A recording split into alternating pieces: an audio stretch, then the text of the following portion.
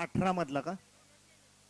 हा, गट क्रमांक 18 मध्ये जो पहिला निकाल दिलेला होता या ठिकाणी काय झालेलं आहे नक्की? लॉब आहे ती गाडी. गाड्यावरनी लक्ष द्या. 71 पळतो या मैदानातला. किती नंबर तासाला निकाल तिचे?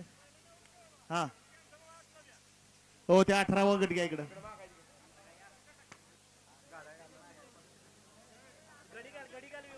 गाड्या क्रमांक 71 चा निकाल.